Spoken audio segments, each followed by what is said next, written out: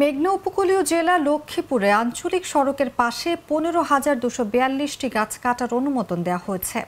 এর মধ্যে নিলাম প্রক্রিয়ার জন্য এই গাছগুলোর গায়ে নাম্বারিং করা হয়। প্রক্রিয়া শেষ হলে এই বিপুল গাছ কাটা পড়বে।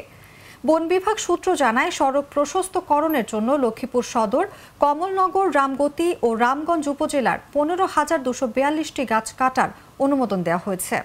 এরই মধ্যে গাছগুলোর নাম্বারিং শেষ হয়েছে। নিলাম প্রক্রিয়া শেষ হলেই সদর, কমলনগর ও রামগতি উপজেলার লক্ষ্মীপুর রামগতি সড়কের পাশের 13,445টি, রামগতি উপজেলার বিভিন্ন সড়কের 1,672টি ও রামগঞ্জে 125টি গাছ কাটা হবে। সড়ক ও জনপদ বিভাগ এবং স্থানীয় সরকার প্রকৌশল অধিদপ্তরের সুপারিশের প্রেক্ষিতে জেলা পরিবেশ ও বন উন্নয়ন কমিটি গাছগুলো কাটার অনুমোদন দিয়েছে।